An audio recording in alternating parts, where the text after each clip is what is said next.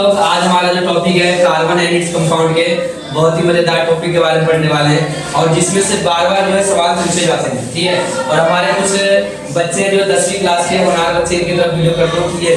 देखते हैं ये हमारे 10वीं क्लास के कुछ होनहार बच्चे हैं जो बहुत ज्यादा बोर्ड की तैयारी कर रहे हैं, इंग्लिश मीडियम के बच्चे हैं, बहुत ज्यादा पढ़ रहे हैं, फर्स्ट टर्म के पेपर में बहुत अच्छे नंबर आएंगे।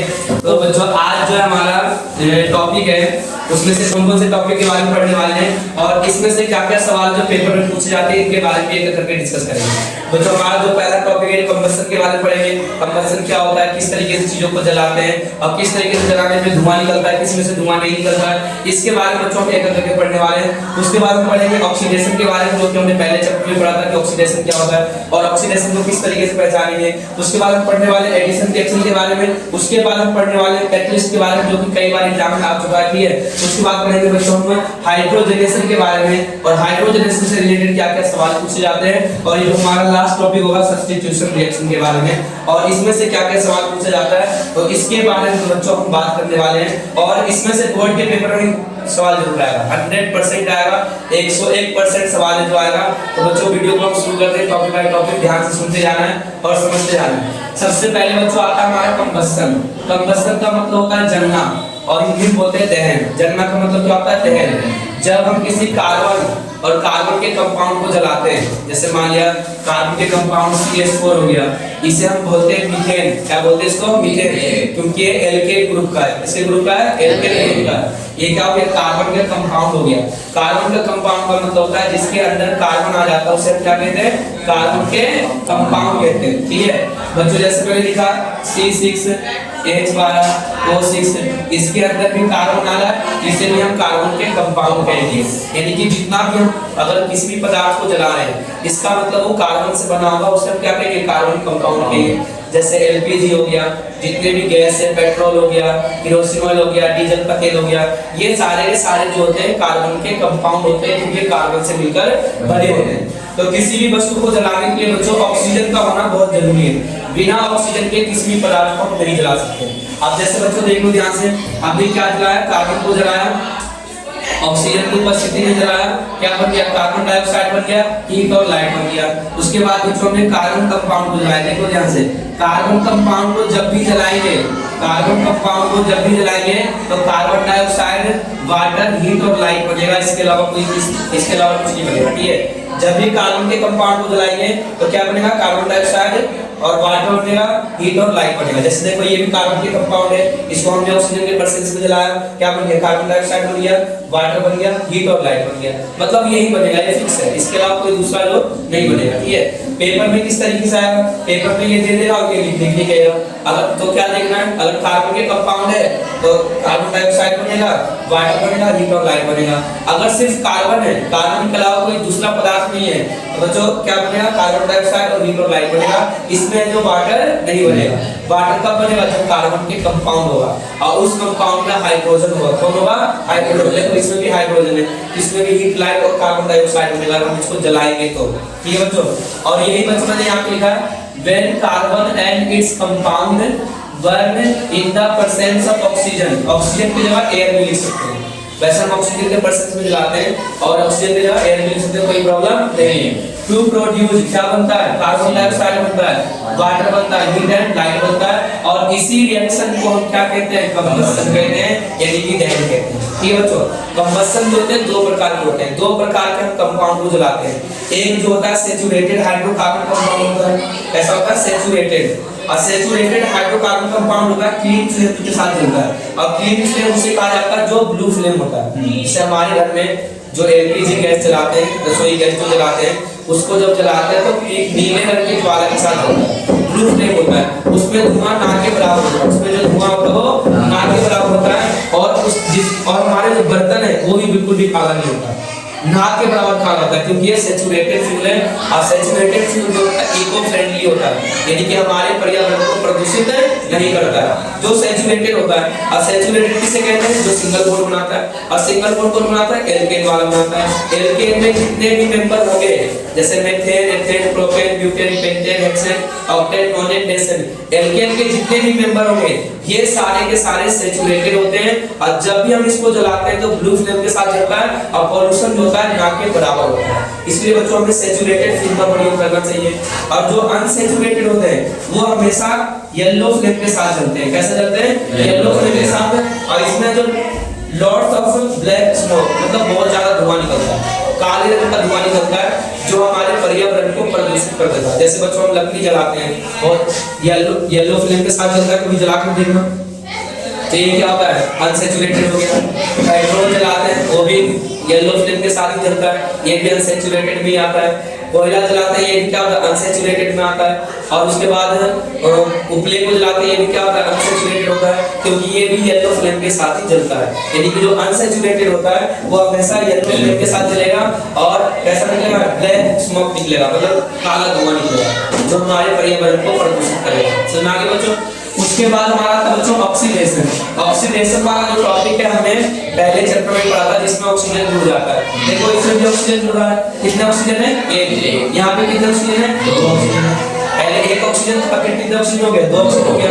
इसका मतलब क्या? ऑक्सीजन जुड़ रहा है। लेकिन किस तरीके से जुड़ रहा है देखो, the reaction in which alcohol are converted into carboxylic acid. जब अल्कोहल कार्बोक्सिलिक एसिड में कन्वर्ट हो जाता है, जब अल्कोहल जो है कार्बोक्सिलिक एसिड में कन्वर्ट हो जाता है। अब देखो ये हमारा क्या है? अल्कोहल है, CH3CH2OH। हमने कहा था अल्कोहल के बारे में, अल्कोहल के मेंबर में क्या जुड़ जाता है? OH जुड़ जाता है। अल्कोहल के जितने भी मेंबर होंगे उसमें क्या जुड़ जाता है? OH जुड़ जाता है। तो OH जुड़ा हुआ है, अगर OH जुड़ा हुआ है तो अल्कोहल का मेंबर होगा। किसका मेंबर होगा? अल्कोहल का मेंबर होगा। अगर मान लिया C-OH कितना रख दिया, रोकी वो करने से काट लो, ठीक है? अब वीडियो में खासा करके सिखा दो, इनने भाई साउंड बना दे। हाँ चलो देखो बच्चों, अल्कोहल के जितने भी मेंबर होंगे उसमें क्या जुड़ा रहेगा? OH जुड़ा रहेगा। अब कार्बोक्सिलिक एसिड के जितने भी मेंबर होंगे उसमें C-OH जुड़ा रहेगा। कार्बोक्सिलिक एसिड के जितने भी मेंबर होंगे उसमें कितना जुड़ा रहता है? C-OH। अब बच्चों एक बात ध्यान रखना, अल्कोहल में हमेशा नॉल का साउंड आता है। इसमें कितने कार्बन है? एक, दो कार्बन है, तो क्या पढ़ेंगे? एथेनॉल पढ़ेंगे। क्या पढ़ेंगे इसको? एथेनॉल पढ़ेंगे। अब कार्बोक्सिलिक एसिड में हमेशा नोइक का साउंड आता है, इसे हम क्या पढ़ेंगे? एथेनोइक पढ़ेंगे। तो एथेनॉल किससे बदल गया? एथेनोइक एसिड में बदल गया। और इसी प्रोसेस को हम क्या कहते हैं? ऑक्सीडेशन रिएक्शन कहते हैं। क्या कहते हैं बच्चों? Oxidation reaction.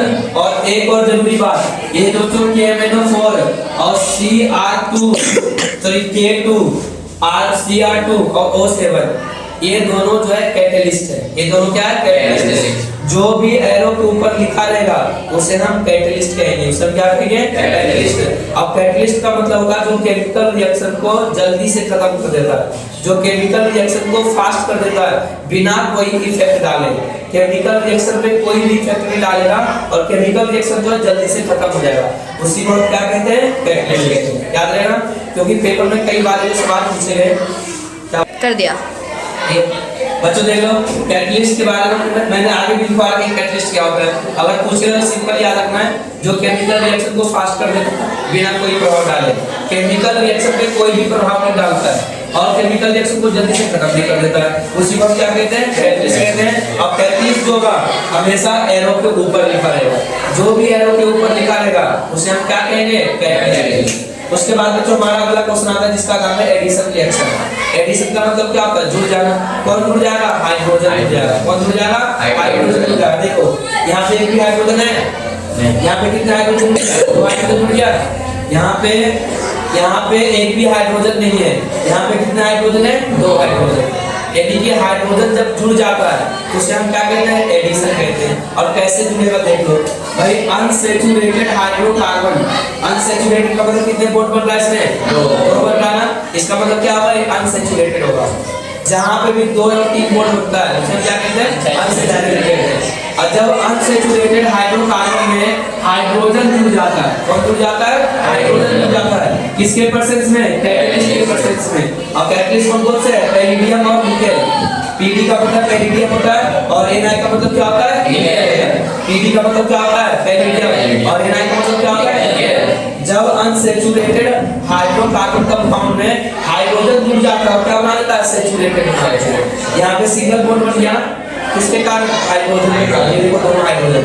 R का मतलब भी हाइड्रोजन है, बस दिखाने के लिए, अलग से दिखाने के लिए हमने यहाँ पे R लिख दिया ताकि पता चले कि यहाँ पे हाइड्रोजन जुड़ रहा है। समझ में आ गया? तो जब अनसैचुरेटेड सैचुरेटेड में बदल जाता है उसी को हम क्या कहते हैं? एडिशन रिएक्शन कहते हैं। उसे क्या कहते हैं? हम एडिशन रिएक्शन। एडिशन का मतलब क्या होता है? उसके बाद बच्चों देखो मैंने यहाँ पे कैटलिस्ट लिख दिया। कैटलिस्ट मैंने समझा दिया क्या होता है, जो केमिकल रिएक्शन को फास्ट करता है बिना कोई प्रभाव डाले, उसे हम क्या कहते हैं? उसके बाद अगला क्वेश्चन आता है, वीडियो फास्ट नहीं खराब कर दी मैं क्या कहता भाई, सॉरी। और जो कैटलिस्ट के बारे में पहले भी पढ़ा, कैटलिस्ट होता क्या है? किस तरीके से केमिकल रिएक्शन को फास्ट कर देगा बिना कोई प्रभाव डाले। और बच्चों जो भी एरो के ऊपर होगा उसे हम क्या कहेंगे? कैटलिस्ट। उसके बाद बच्चों अगला टॉपिक आता है जिसका नाम है हाइड्रोजनेशन। क्या नाम है? हाइड्रोजनेशन। अब जो हाइड्रोजनेशन होता है प्रोसेस होता है, क्या होता है? प्रोसेस जिसमें हाइड्रोजन आइटम जो होता है अनसैचुरेटेड फैट के साथ जुड़ जाता है। हाइड्रोजन एटम जो होता है वो अनसैचुरेटेड फैट के साथ जुड़ जाता है और क्या बना देता है? सैचुरेटेड बना देता है। इसी को हम क्या कहते हैं? हाइड्रोजनेशन कहते हैं। इसका बच्चों डेफिनेशन याद करेगा। और ये जो कुछ हमारे मोस्ट इंपोर्टेंट नोट है, ये नोट जो पेपर में पूछे जाते हैं। देखो यहाँ से भाई, वेजिटेबल ऑयल जो होता है हमारे लिए हेल्दी होता है। वेजिटेबल ऑयल जो होता है क्या होता है? हेल्दी। और बच्चों एनिमल फैट है, एनिमल फैट जो होता है जो एनिमल फैट होते हैं वो सैचुरेटेड फैटी एसिड होते हैं। जो एनिमल जो होते हैं वो एनिमल फैट जो होते हैं वो क्या होते हैं? सैचुरेटेड फैटी एसिड होते हैं, जो कि हमारे लिए क्या होते हैं? एनिमल फैट जो होते हैं हमारे लिए क्या होते हैं? हार्मफुल होते हैं क्योंकि सैचुरेटेड होते हैं। लेकिन जो अनसैचुरेटेड फैटी एसिड होते हैं वो खाने के लिए इस्तेमाल किया जाता है। किसके रूप में? खाने के रूप में इसका इस्तेमाल जो किया जाता है, इसका क्या जाता है? अनसैचुरेटेड को किया जाता है। अनसैचुरेटेड एनिमल फैटी एसिड जो होता है उसका प्रयोग खाने के लिए किया जाता है। उसके बाद बच्चों हमारा लास्ट टॉपिक है आज का, जिसका नाम है सब्स्टिट्यूशन रिएक्शन। बिल्कुल सिंपल है, एक नंबर का सवाल है, डेफिनेशन आ जाएगा, बिल्कुल सही तरीके से याद कर लेना है। होता क्या बच्चों? जो हाइड्रोजन है, सॉरी जो क्लोरीन है, ध्यान से देखना, chlorine replace of hydrogen 1 by 1। जब क्लोरीन हाइड्रोजन को एक एक करके रिप्लेस कर देता है, रिप्लेस का मतलब हटा देता है, उसी को हम सब्स्टिट्यूशन रिएक्शन कहते हैं। अब देखो यहाँ पे कितने हाइड्रोजन इसके साथ कितने हाइड्रोजन है? 3। एक हाइड्रोजन को रिप्लेस कर दिया, अब किसने रिप्लेस किया? Cl ने रिप्लेस किया। तो इसी को क्या कहेंगे? सब्स्टिट्यूशन रिएक्शन कहेंगे। और बच्चों ये रिएक्शन को बिल्कुल सही तरीके से याद कर लेना है। आज का जो टॉपिक है क्या इंपॉर्टेंट है बच्चों का? क्वेश्चन याद कर लेना, सैचुरेटेड और अनसैचुरेटेड फ्यूल के बारे में याद कर लेना। और बच्चों ऑक्सीडेशन में ये वाला पॉइंट याद कर लेना जो कि सबसे ज्यादा इंपॉर्टेंट है। और बच्चों एडिशन में ये वाला पॉइंट याद कर लेना।